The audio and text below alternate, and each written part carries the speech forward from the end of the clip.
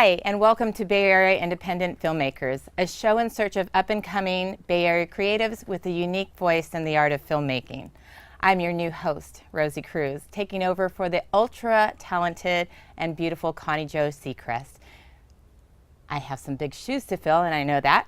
So I'm really grateful for the opportunity to be your new host here and bringing you people that inspire me to be creative. I'm here with writer, director, and producer Jason Johnson of Strike 5 Films.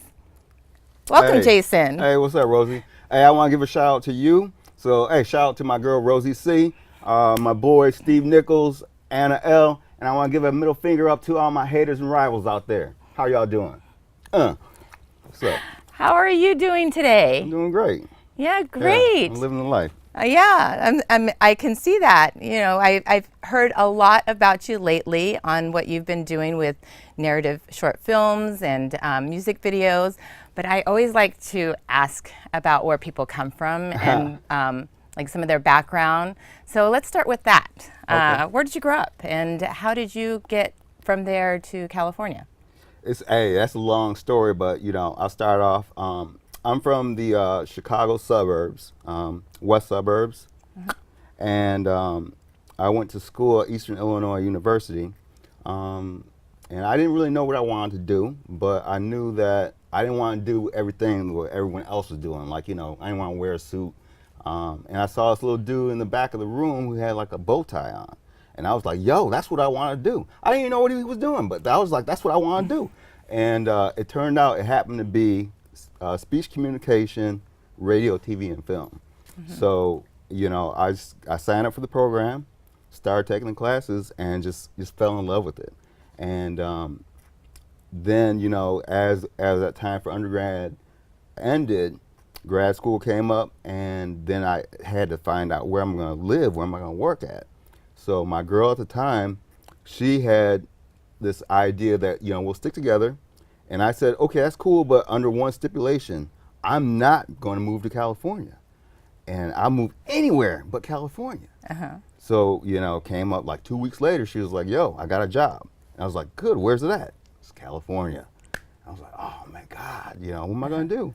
So I left. So I went with her. And that's how I got to California. So, when you got to California, what sort of, you were looking for a job and you were seeking out being a filmmaker, how did you get into working in film and television here? So, even though I took the classes in college, I didn't think that I would have opportunity to be a filmmaker because, I don't really know any of the camera stuff. So I knew I just needed a job. So I just went on Craigslist and started looking for stuff. I was just applying for anything, garbage men, street sweepers, whatever.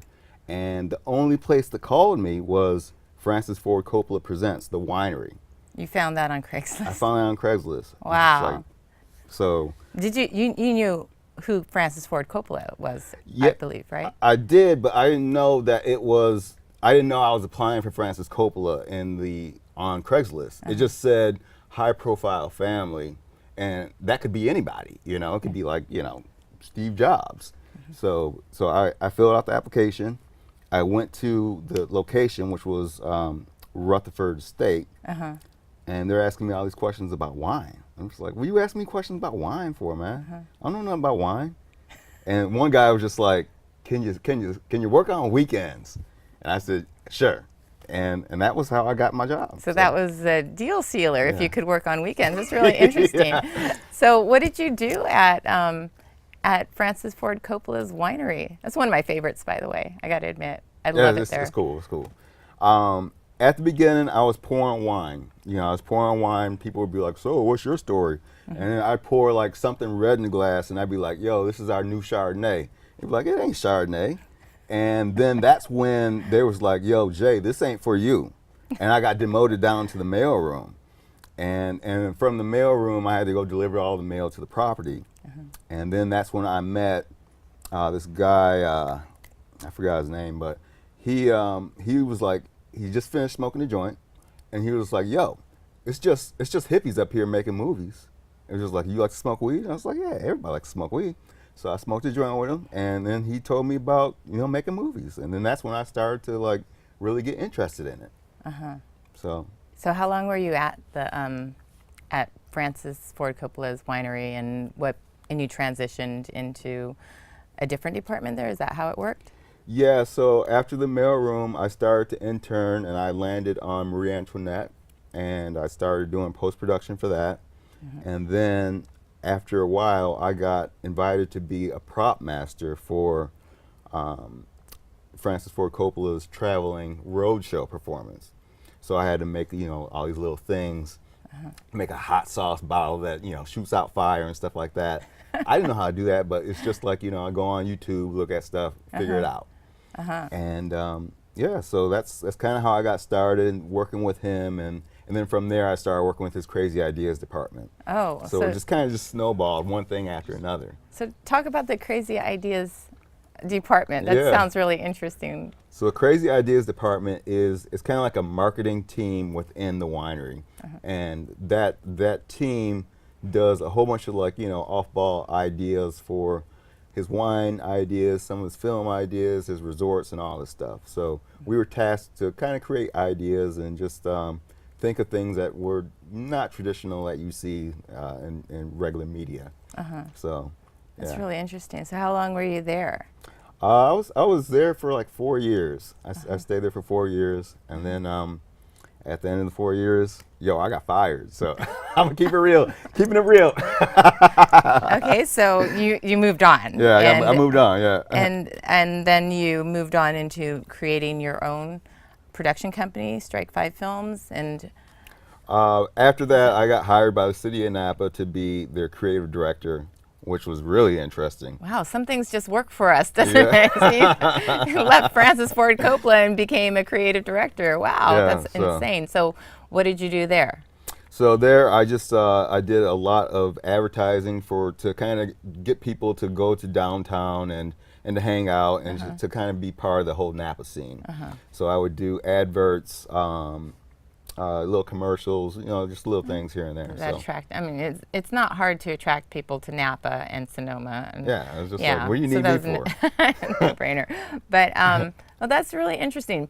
I have to admit, I did a little bit of research on you, and I found out that in 2008, you created your own TV show. Yes. That's really interesting, and it lasted for quite a while. I saw there's a gazillion, at least on IMDb, there was quite a few episodes. So tell me about that show. What inspired you to do that, and what's your takeaway from that?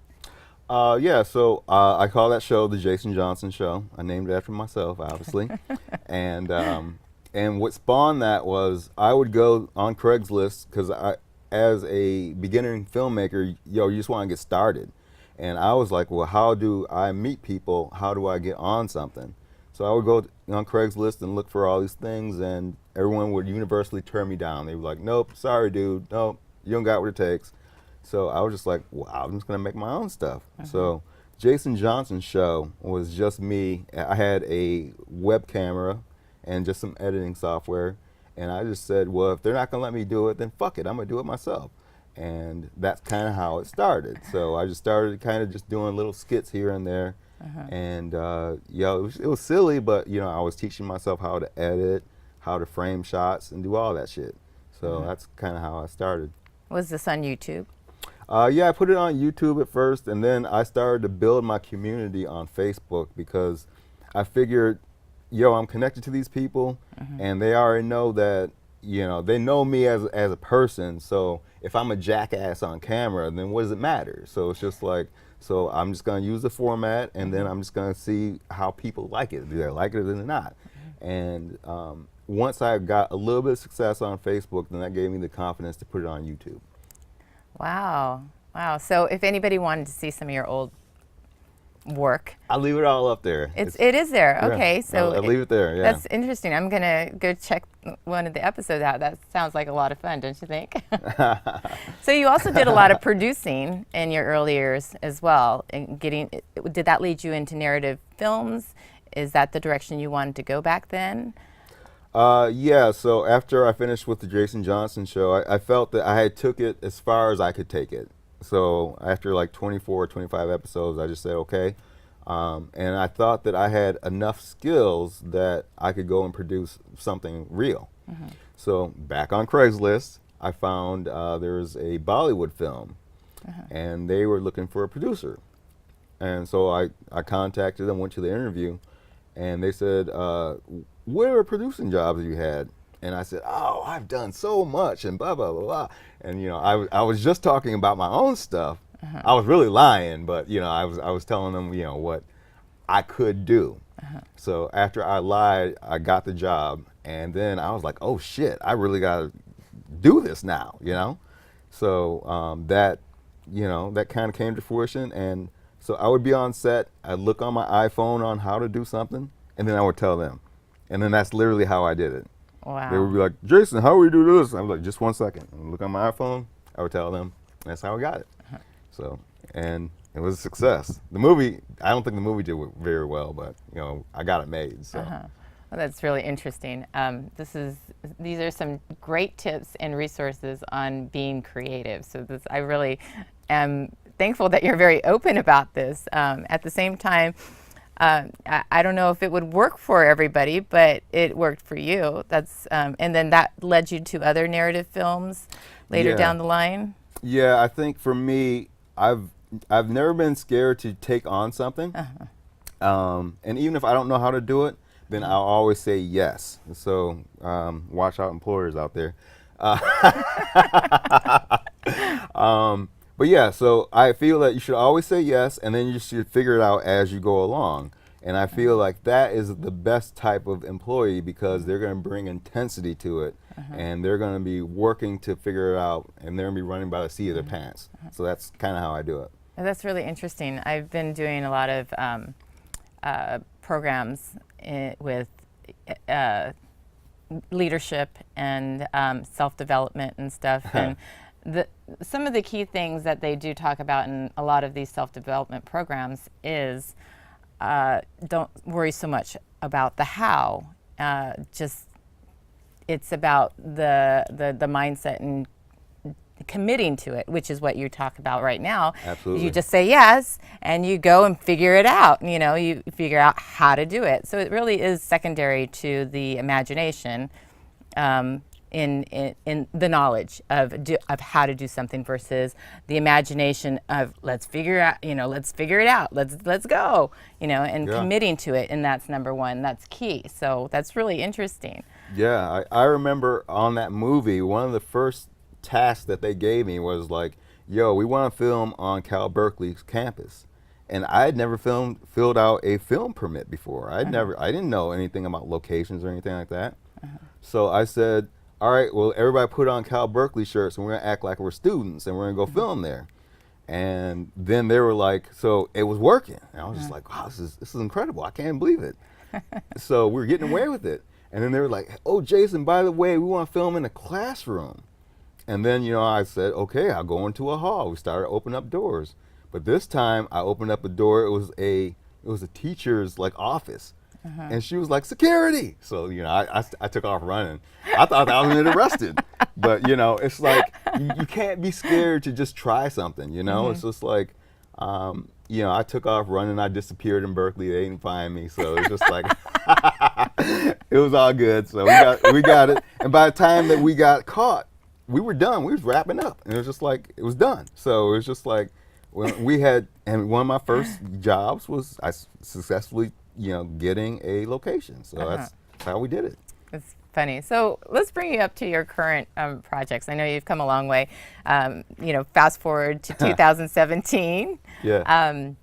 You created a bunch of different projects, but two of them are narrative short films with some really powerful topics. The first one is called Redress, and the second one is called Lifeline. So let's take a look at those trailers. So we're going to show the clip, which is called Redress right now, and then talk about it when you come back. Cool.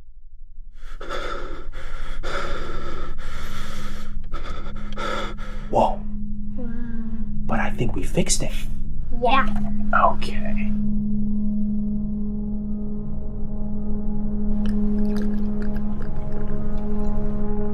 That drunk son of a bitch. Where's the fucking justice in that? So where's he live? What do you care? So I think I might be able to help you get some justice.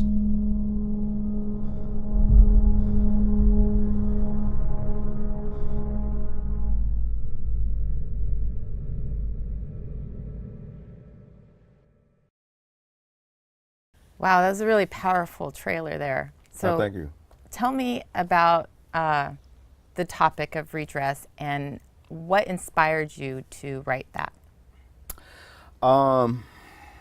So I was inspired. I saw this documentary on Nazis being recruited as kids, and these kids weren't necessarily racist to begin with, but they were just looking for somewhere or something to belong to.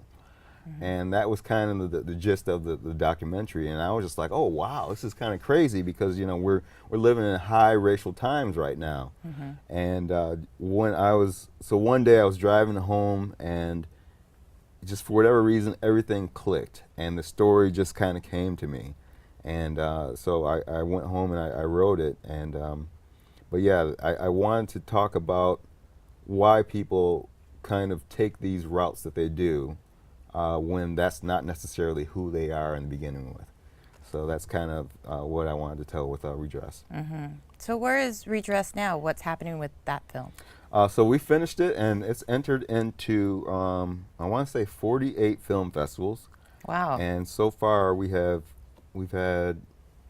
I think we've gotten into 6 or 7 film festivals.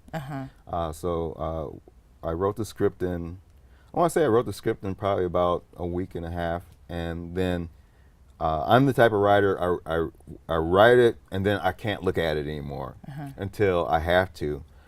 So when I wrote it, I started to just send it to all these film festivals thinking that, oh, it's crap, you know, no one's gonna care, no one's gonna say anything. And much to my surprise, it started to like win some of these things, and I was like, wow, you know, this is kind of crazy. And that's kind of how that got started. But yeah, it's in some film festivals now. So how did you figure to put a team together to support the project itself? What did you look like? What were your first few steps, and how was that experience? And after that? Okay, so first, I think as a filmmaker, you have to look around and like, what do you have? So you're kind of like reverse engineering it. I knew I had an old beat up car. I knew that I was working for Indigo Films, which does Wives with Knives, and you know I almost got away with it. So I had access to some cameras, a clapper, and some people that might be down to do it if the story was good. And by then, when I started to kind of say, oh, okay, this might work, the film had already won a couple of film festivals as far as the script was concerned. So I was just like, hey, do you want to work on an award-winning script? That was kind of my pitch. And then, you know, much to my surprise, people were like, well, yeah, actually, I do. And that's kind of, you know, that's kind of how it kind of came to start. You know, it's just, you know, I just took one step and it just kind of snowballed into the next thing. Yeah. Were you focused in on just hiring locally and from on camera to behind the camera, or were you advised to do that? How did that experience work? Well, me being a Bay nigga, I always want to fuck with the Bay. You know, I always want to fuck with people from the Bay Area just because I feel like that's where my heart is. Even though I'm from Chicago, I've been here long enough where it's just the Bay's got a certain energy to it where it's just like the people that I wanted to have on the team needed to match that and have that, and I think that we got that. Yeah, I agree. There's lots and lots of great talent here, and we just need to find them and put them to work. You know, everybody has a voice. I think that's really important. Yeah, there's so much talent up here, and people sell themselves short because as soon as they get a little bit of success, they take their ass down to LA, and they be part of the big casting, or I don't want to say casting couch, but you know, cattle call. Yeah. You know, everybody else, you know. So just like keep your ass here and let's do good stuff here, and then we won't have to worry about that. I agree. Yeah. So where do you see Redress? What do you see the future for Redress? What would you like to happen with that movie? Ideally, I guess I would just I I really just would like to have some kind of success, you know. And if that means we get into like a major film festival, hey, that's, you know, I'm all for that. But you know, I really just wanted to have people on a quality project. I wanted to meet some people, and I wanted to just finally break out of my shell as a filmmaker and say, yo, I'm going to do this, and this is my first project. Well, you also took on another really powerful topic, and you put that on film called Lifeline. So we're going to watch this trailer here.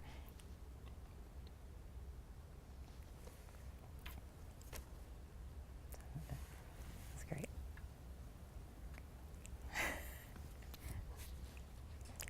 Yeah, but I mean, we could just insert the video.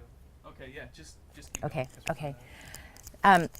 Wow, that was really powerful. I think that's a really hard topic to tackle, the topic of suicide. And why did you take on this project? Tell me about that. Well, there was a filmmaker that I met at your actors conference. Plug out for the actors conference out there, y'all actors that need help. Actors conference. All right. Anyway, so yeah, I met this actor, and he was like, "Yo, I really want to do this project. I'm very passionate about suicide." And I was like, "Can't you be passionate about like cookies or something like that?" But it was interesting. So I asked him to see his script, and he showed it to me, and I thought that, wow, I think we could have something with this. And it's talking about a guy's last final moments on this earth, and he's reaching out to people that have affected him on this earth. So I thought with that maybe we could do something powerful, and that's kind of how that started. And where is Lifeline right now? Lifeline is in post-production. We are probably about a week or two from being complete. And then after that, we will, I hope that we will also go the festival route and probably enter into 30 or 40 festivals.